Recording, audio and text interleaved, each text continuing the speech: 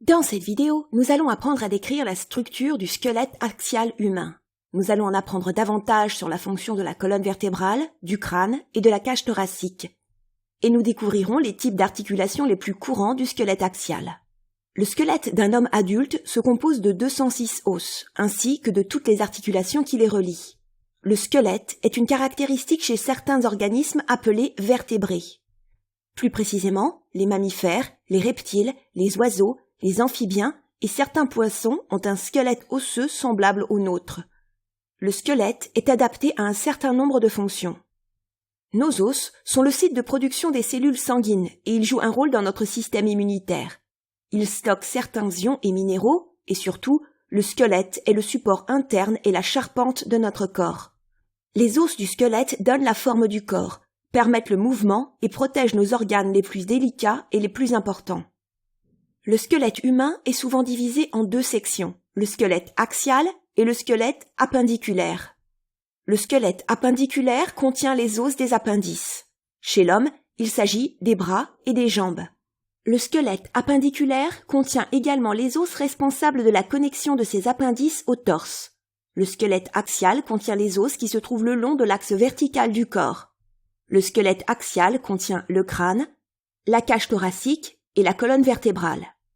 Regardons de plus près l'anatomie du squelette axial. Nous allons commencer par le crâne. Le crâne humain est une structure composée de 22 os différents. La grande partie arrondie du crâne s'appelle la boîte crânienne ou neurocrâne.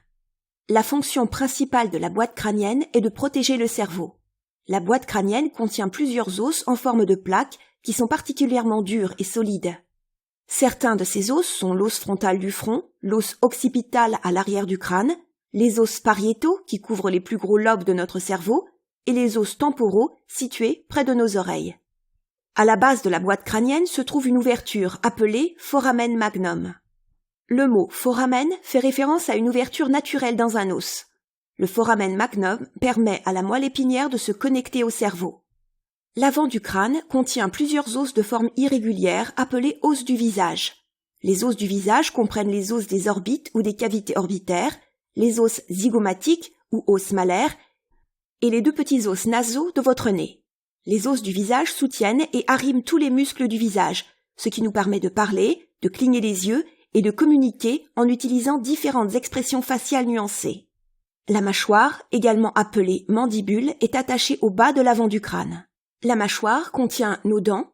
Les dents sont souvent considérées comme faisant partie de notre squelette, mais les dents ne sont pas composées d'os. Les dents sont plus dures et plus rigides que les os. Elles ne sont également pas capables de se réparer lorsqu'elles sont cassées comme le font nos os. Le crâne peut également être divisé en une partie antérieure et une partie postérieure.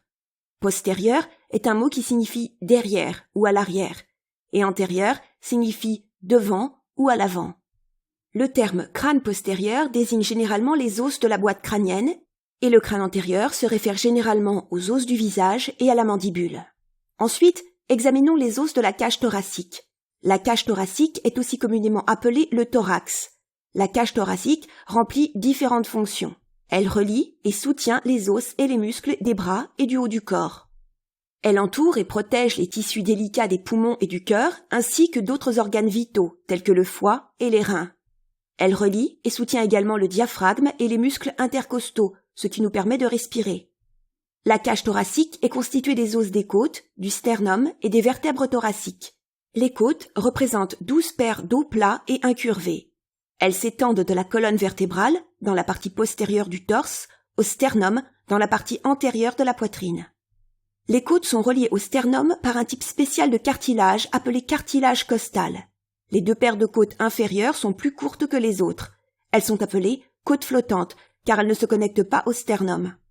Le sternum est situé au centre de la poitrine. Le sternum s'attache non seulement à 20 de vos 24 côtes, mais sert également de point d'attachement pour les bras par l'intermédiaire des deux clavicules. Les vertèbres thoraciques sont les 12 os de la colonne vertébrale qui se connectent aux côtes. Maintenant que nous avons vu l'anatomie de la cage thoracique, passons à l'anatomie de la colonne vertébrale. La colonne vertébrale, également appelée rachis, s'étend de la base du crâne jusqu'en dessous du bassin.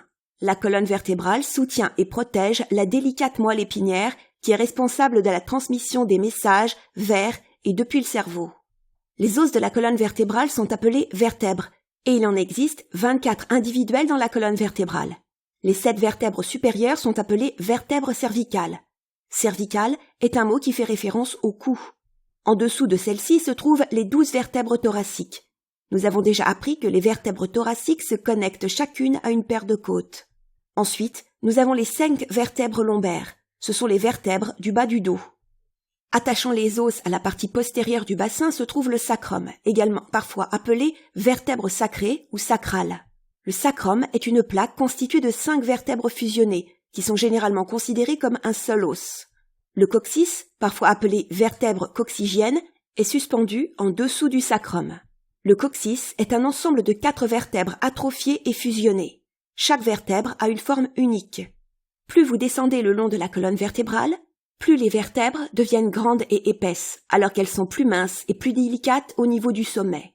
En effet, les vertèbres inférieures supportent plus notre poids corporel que les vertèbres supérieures. Même si chaque vertèbre a une forme unique, elles ont toutes des caractéristiques communes. Ce schéma montre une vertèbre thoracique vue de dessus.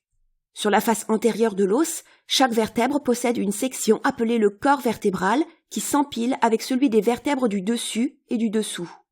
Chaque vertèbre contient un orifice appelé foramen intervertébral, qui est l'espace par lequel passe la moelle épinière. Sur la partie postérieure de l'os, chaque vertèbre a au moins une extension appelée apophyse. Ce sont les points d'ancrage des tendons et des ligaments qui soutiennent le corps et permettent le mouvement. Les articulations sont ce que nous appelons les connexions entre 2 ou plusieurs os. Il existe 3 principaux types d'articulations dans le squelette humain, et certaines sont plus flexibles ou mobiles que d'autres. Les 3 principaux types d'articulations sont les articulations synoviales, les articulations cartilagineuses et les articulations fibreuses. Les articulations synoviales sont très mobiles. Ces articulations sont amorties et lubrifiées par un type spécial de liquide appelé liquide synovial. Dans le squelette axial, vous trouverez des articulations synoviales à l'endroit où le crâne rejoint la colonne vertébrale et où la mâchoire s'attache au crâne. Les articulations cartilagineuses sont des articulations partiellement mobiles ou pour la plupart immobiles. Les os de ces articulations se relient entre eux par du cartilage. Quelques exemples d'articulations cartilagineuses dans le squelette axial incluent les connexions des côtes au cartilage costal et les articulations entre chacune des vertèbres. Les articulations fibreuses sont des articulations immobiles qui ont tendance à avoir très peu de flexibilité. Ces articulations sont maintenues ensemble par des fibres rigides. Quelques exemples d'articulations fibreuses présentes dans le squelette axial comprennent les articulations de suture entre les os plats de la boîte crânienne. Ces articulations rigides et résistantes réunissent les os du crâne en une structure de protection robuste qui enveloppe notre délicat et précieux cerveau. Les articulations du squelette axial ont généralement tendance à être moins mobiles que les articulations situées dans le squelette appendiculaire. Maintenant que nous avons appris l'anatomie du squelette axial ainsi que les types d'articulations que l'on trouve entre ces os, faisons une question de pratique. Quelles sont les composantes du squelette axial? A. Les ceintures pectorales et pelviennes et les os des bras et des jambes.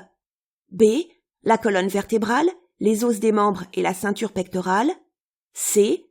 Le crâne et la ceinture pelvienne. Ou D. La colonne vertébrale, le crâne et la cage thoracique. Cette question concerne le squelette et on nous demande de rappeler les composantes ou les éléments présents dans le squelette axial faisant partie du squelette. Le squelette d'un homme adulte se compose de 206 os ainsi que de toutes les articulations qui les maintiennent ensemble. Le squelette est souvent divisé et décrit en 2 sections, le squelette axial et le squelette appendiculaire. Le squelette appendiculaire se compose des appendices humains que nous appelons les bras et les jambes. Le squelette appendiculaire contient également les os qui attachent les appendices au torse. Ils incluent notre ceinture pelvienne ainsi que la ceinture pectorale. Le squelette axial contient les os qui se trouvent le long et autour de l'axe central du corps humain. Cela comprend les os du crâne, les os de la cage thoracique, également appelés thorax, ainsi que les os de la colonne vertébrale, également appelés rachis. Cela signifie que les composantes du squelette axial sont la colonne vertébrale, le crâne et la cage thoracique. Terminons notre leçon en passant en revue ce que nous avons appris. Dans cette vidéo, nous avons découvert la structure et la fonction du squelette axial. Le squelette axial est constitué des os du crâne qui protègent le cerveau, de la cage thoracique qui protège le cœur, les poumons et d'autres organes vitaux, ainsi que les os de la colonne vertébrale, également appelés rachis. Ces os protègent la moelle épinière.